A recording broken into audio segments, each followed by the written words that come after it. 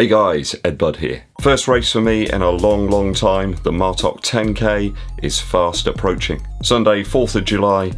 Sadly, it's the day after the England game, but hey, you can't have everything. What's the preparation been like? What targets do I have? And which shoes will I select? All of the answers to those questions and more.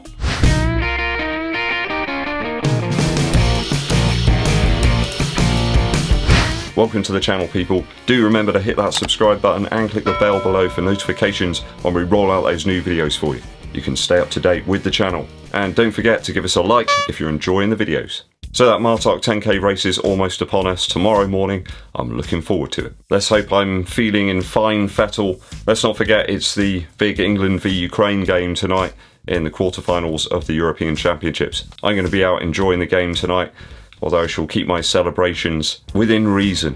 I guess that's a good way of saying it. I shall be taking it easy today in all manner of ways. No extreme gardening exploits. So I want to maximise my chances of getting the best possible 10k time tomorrow. Let me know your predictions for my race time down in the comments. See if anybody can get it spot on.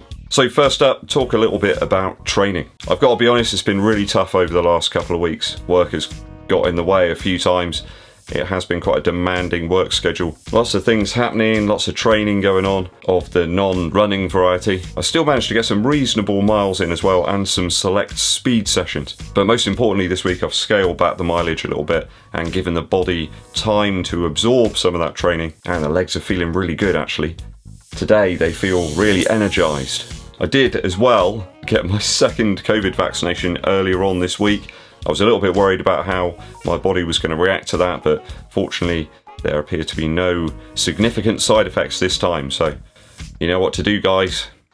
Go and get it done. Keeps you safe, keeps everybody else safe. And that means we can enjoy running that little bit more and get back to some proper racing where everybody starts at the same time. Imagine that. That's how it used to be. So no real ill effects there, and it's been timed perfectly really to coincide with a short taper week. Did manage to get a few faster miles in during midweek and test out a couple of shoes as well to try and help me decide which ones I'm going to opt for this race. I think I may have made my choice, although I'm still open depending upon the weather. There's very little elevation on this 10k course whatsoever, but we have had some intermittent rain over the last couple of days, and I feel that's probably made the road surface a little bit oily. Gonna have a bit of grit, grime on there, a little bit of moisture, damp, oily roads.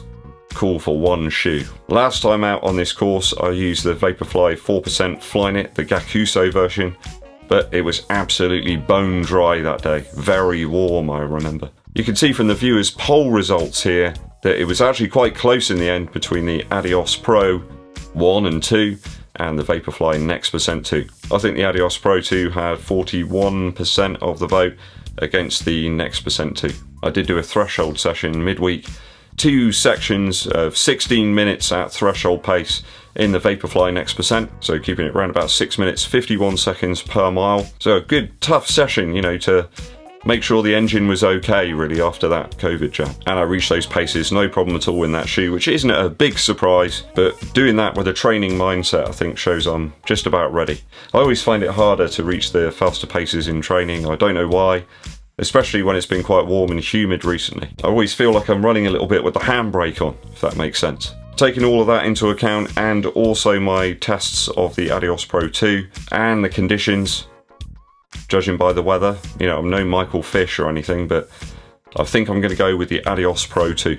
The fit for me is top notch on this one, and I think the experience from using the previous shoe in my 10k PB back in November and the other training runs in the shoe, plus their grip, I think, has pushed me slightly towards going for those. I think it just edges it in my mind over the NEXT% 2. I think the fit's just that little bit better around my foot. I think I've got enough miles into the ADIDAS shoe now to trust it over a shorter race distance. This shoe always looks a bit odd and floppy. It's quite difficult to make it stand up to attention. I think the upper fit's just a little bit better and more containing over my torpedo feet. Just less rigid upper materials here. And that grip is vastly superior, in my opinion, to that featured on the outsole of the NEXT% 2. Thanks to all of you who voted. I think there were 2,000 of you, which is awesome. We did have some great comic suggestions, which I'll let you know about now. Someone did suggest the Allbirds Tree Dasher for my 10K race. I think that one's really aimed at like a 3 or 4 mile very easy run. Of course, Crocs have been in the news recently. Apparently it's really hard to find them and buy them. When Crocs start appearing on StockX, I'll get really worried. And of course the Hover Machina as well. Quite a weighty shoe, that one. Sadly, I don't own any Crocs, so it will be the ADIOS Pro 2. What about target time? So in terms of targets, we have to look back at the last iteration of this race that did run. It was in 2019, and I had 42 minutes 48 seconds. Now, I know I'm going to be under that, if all goes well, and I don't fall over or go the wrong way or something. I'm sure I can manage a faster pace this Sunday, but just how fast? What's realistic? I think if I can get in under 41 minutes, I'd be very pleased with that. I think the staggered start here will perhaps help and hinder in equal amounts. There's a list of people who are going to start and their predicted end finish times. I'm number 33, as you can see. 33 is a lucky number for all sorts of different reasons. I'm thinking Larry Bird. So if I go back to 2019, I think I finished in 28th position with that time of 42.48. So I'm dead certain that I'll finish above where I did before. I think perhaps it's easy to put in a much faster time than you think you might be able to achieve. When you go and race, sometimes it can be tempting to reach for a time that's just completely unreasonable. I think last time out there were about 500 entrants and I finished 28, so it'd be interesting to see if I can finish a little bit higher up the order. I bet any money that the England game being the night before will deter some people from running and perhaps diminish some people's expected time.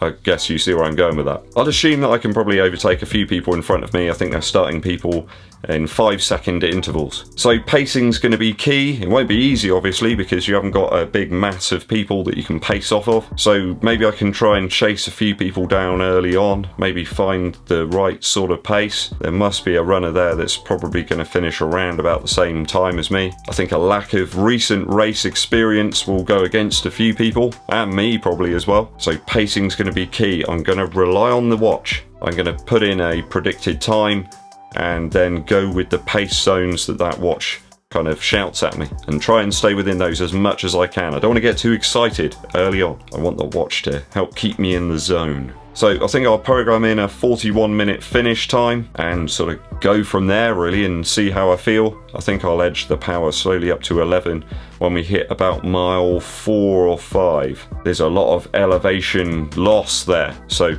I want to make best use of that. I think it's on mile 4. There's a little bit of elevation gain in mile 5, but I know the course, I know how it works. So we're looking at about 6 minutes 34 per mile, which is a little over 4 minutes per kilometre. So basically running very close to 2 20-minute and 20-second 5Ks in a row.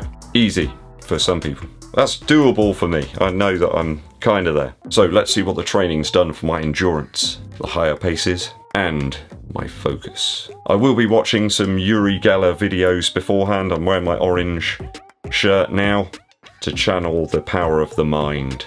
Exciting times, guys.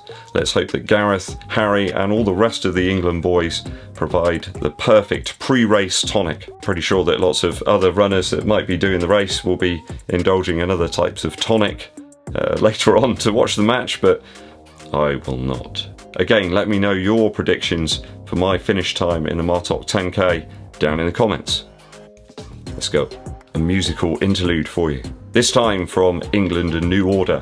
World in Motion. So I've been listening to all the great England tracks from over the years, Three Lions, Back Home, and also World in Motion.